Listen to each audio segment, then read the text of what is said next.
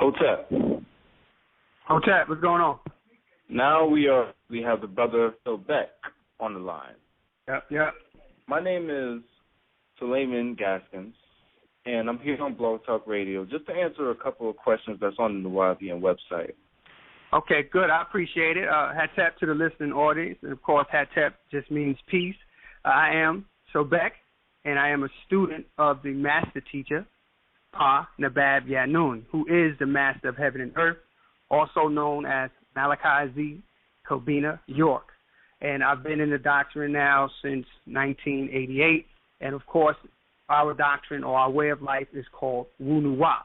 Now, what that is, real briefly, wu-nuwaupu is the positive powers of nature that reveals the facts of positive nature to you as a nuwaupu or nuwaupians. It is actually just based on facts. It is not based on what we call zama'at or religious opinions. These are facts, and when you get these facts, which is presented to us by Panabab Yanun, it affects your whole being, and you move forward in facts. And that is a simple way of what we do. Yeah. Okay, thank you for that, Sobek. Oh, of course. So now, I was actually on the website a few days ago, and I searched through the questions, and I see there was a few questions that actually got my attention, and I picked out 3 of them. But the first one is, when H1 and HE2 comes together, what new element did it produce? All right. That's a good question. And the question as posed, what element is the result of H1, which is hydrogen, and HE2, which is helium? What happens when they come together or fusing together? Well, actually, there is no new element created per se. What happens, and this information can actually be found in the Master Secret Series number 3, which is entitled Dimensional Links, and Nabat, or the Sacred Ash. So if you go to verse 60 within that same Master Secret that I'm referring to, it explains what happens.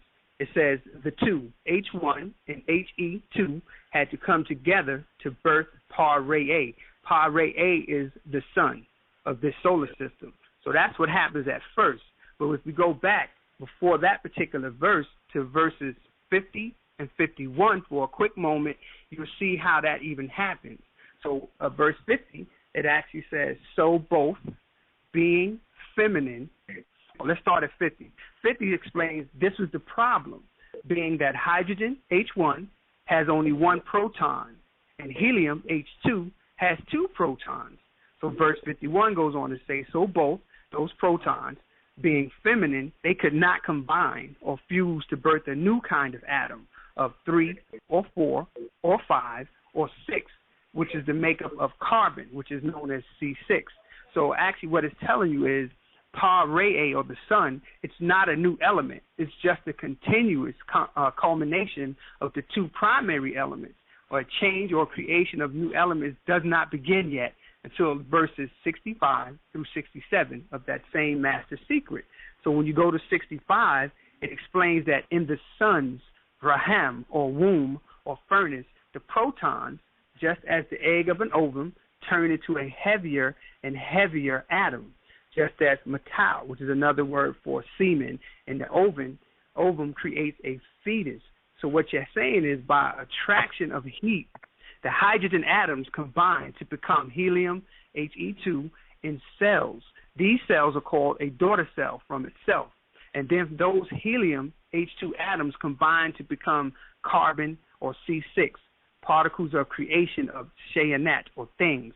So what happens with that, what that's explaining is at the point of H1 and H2 fusing together, there's nothing new that happens. It's just a combination of those 2 primary. And when you add H1, 1 proton, and HE2, 2 protons, you only have 3. But them together are not enough to begin that process of creating the other elements.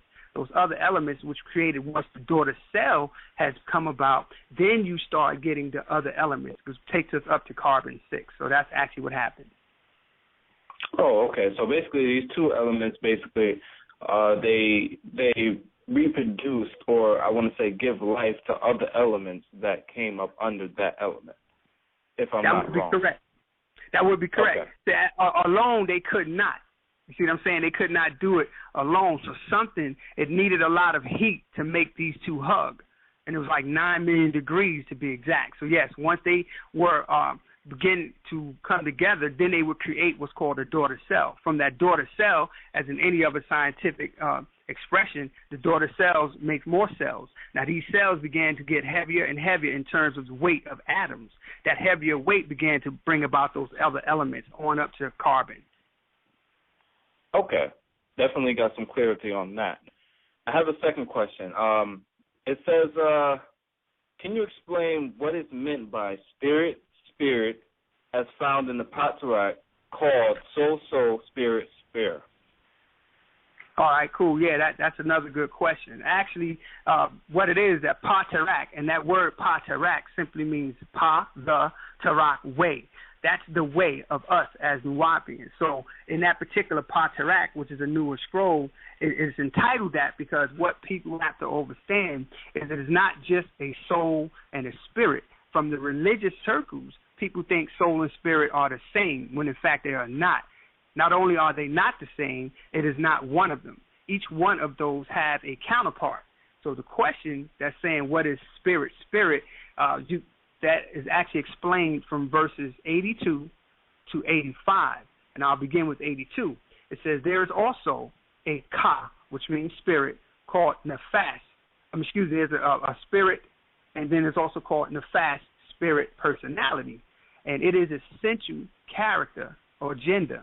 Meaning on 83, it goes on to say, it is formed after birth, and it grows with each person as they develop their own ways. Now, 84, the nefas can destroy you by moods, depression, or action. 85 teaches us that your personality affects your whole being, inside out and outside in. So basically they're telling you that there are counterparts to this, because what we do is there are 9 parts to your existence. One is Pa-Ku, the overbeing. The second one is Pa-Akak, the etheric being. The third one is Pa-Ba, the creative expressional being. Fourth is Pa-Raha, the breath of the living being. 5 is Pa-Ka, the exoplasmic being. Pa-Nefas, the living being. We discussed spirit. That's number 5, Pa-Ka, spirit. Pa-Nefas is number 6, the living being. So that was explained in the verses that I read, that there are 2 counterparts of each other. Then you have 7, which is Pa-Katat, the physical being.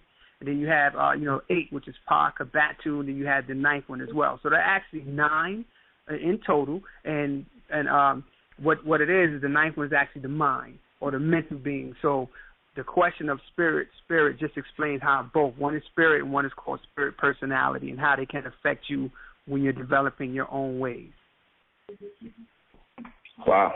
Okay. Wow. So that's a lot to digest right there. Yeah. Okay. So I got some understanding on that. Okay. Cool. I definitely gonna have to dissect that a little later. Okay. You can always pick that up. At any one of the stores. Mm-hmm. Okay. Definitely. I also have a third question. What is the meaning of nuclear DNA versus divine DNA? Oh, okay. All right. Yeah, that's a good question as well, because DNA is identified in various forms.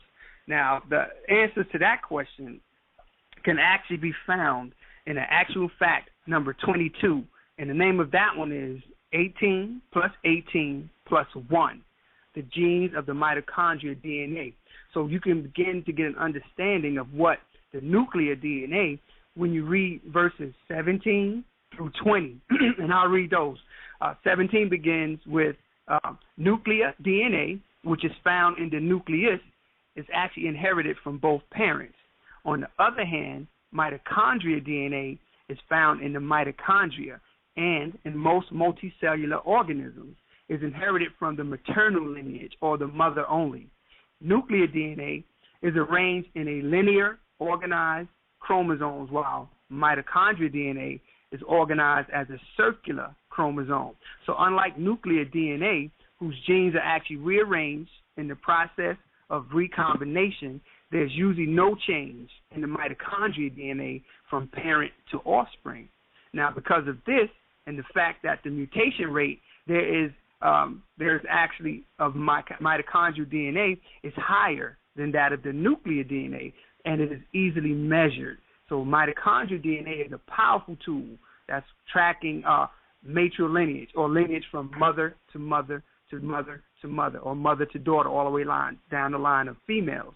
And it has been used in this role for tracking the ancestry of many species back hundreds of generations.